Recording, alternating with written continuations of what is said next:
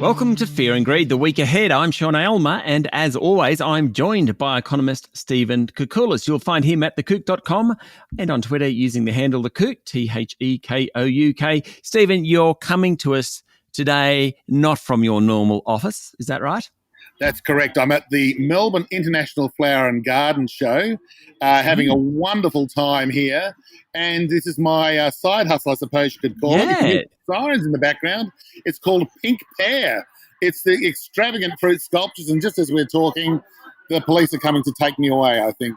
Excellent. So pinkpear.com.au. I have been browsing. Fantastic. Look, it's all about the Reserve Bank board meeting this week, obviously, but just before we jump into that, and it's all relevant to it, a couple of pretty interesting figures out last week. One was the CPI February number, and the other was job vacancies. Sean, it was a really interesting week last week because the inflation numbers did confirm what we've all been hoping for, and that is a deceleration in inflation. So the inflation rate in annual terms went from 8.4% in the year to December down to 6.8. So at face value, it was still an elevated inflation rate. But if you're looking at the run rate, you're looking at the slowdown in the economy, you can see that inflation pressures are starting to abate. And as you alluded to, the job vacancy series, another small fall. It wasn't a free fall, but the demand for labour appears to be topping out. And that's an important part of the inflation equation as well. So both of those figures say to me that the Reserve Bank's going to be on hold. Okay, of course, that all feeds into the Reserve Bank board meeting tomorrow afternoon, or tomorrow morning's the meeting. We get the announcement at 2:30 tomorrow afternoon. Stephen, will the Reserve Bank lift interest rates or not? No, they're on hold. I've been of the view for some time that they've done more than enough to cool the economy down, and with that, to get the inflation rate heading towards their target range. Obviously, they're going to be sort of a little bit concerned that inflation's still elevated. And yes, at 6.8, it is still quite high. But the momentum is one of the things that's important in economics. Turning points are important in economics. And the turning point in inflation, in GDP growth, and even in things like demand for labour are all pointing to a slower economy in the early to middle part of 2023. We know that. We've got the inflation pressures around the globe starting to abate. And something that is dear to my heart, and I know we've spoken about this in past week ahead discussions, is the momentum in commodity prices. And if we look at the index of commodity prices, we can see gas, oil, a lot of the energy prices are down. Some of the precious metal prices, while they're elevated, we've got base metal prices stabilising or edging down a little. And when we're talking about inflation, remember it's the rate of increase in prices. So even when prices are tracking sideways, that means inflation is tracking sideways, not going up. So that whole comparisons to last year, that's going to play a bit of a role then in the next little bit.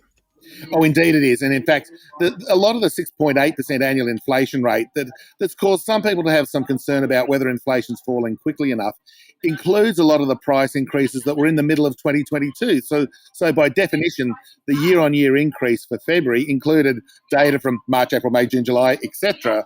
And so we know that they were the high price increases. We know they were the reasons why the RBA hiked previously. We shouldn't double count those increases and instead be looking at the very recent data and, in fact, trying to project where the momentum on inflation, economic activity is starting to go. And clearly it's slower growth and a deceleration in inflation's coming through. Okay, now that is good news. What about house prices? We'll get figures for the month of March on house prices. Across the country, they're down 10 or 11% thus far, a little more in Sydney, a little less most other places. How do you think, what do we think we'll see this week? This is the interesting thing. We know from the daily CoreLogic numbers, because they publish their numbers on a high frequency basis, prices, hold on to your hat, are going up. That we've had this strong demand coming from this incredible population increase. Last week in particular, there was a lot of information written about the increase in immigration, foreign students coming to Australia, the extremely tight rental market, which is still apparent.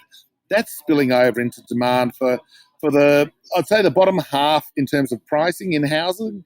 Sydney's now edged up a little bit in the month of March. We've got Melbourne prices edging up a bit. And as you put into context, yes, it's after some pretty big falls, but we're going to be seeing when the numbers come out later today, we're going to be seeing that, house prices have ticked up. And that's unusual, particularly with interest rates having increased right through to March. So, Stephen, where's the economy at the moment? It's kind of, is it at a turning point, or we've already turned perhaps? But it's kind of very interestingly in terms of house prices, in terms of economic growth, in terms of inflation. Great for the economists out there just to be watching this. It is one of the things that I love about economics, and as I was saying before, are turning points. When an economy is trending up or trending down, it's pretty easy to work out. But when you get a turning point, it's exciting. So that turning point in growth, which happened around the middle of last year, when we actually look back at the GDP momentum sort of indicators, the retail sales numbers are softening, job vacancies are softening, the rate of employment increase is softening. Those turning points, and they're all consistent. They're all in the one direction, the same direction. So it's saying to me that the economy is slowing, inflation's had the turning point. And when I look around the global inflation rates, while there's a little frustration that, yes, it'd be nice to see US inflation falling a little more rapidly, nonetheless, it's still heading down from where it was. And, the jury's out whether we've seen the end point of the inflation pressures, but the available evidence is suggesting that, we probably have. Fantastic. Stephen, what's that website one more time?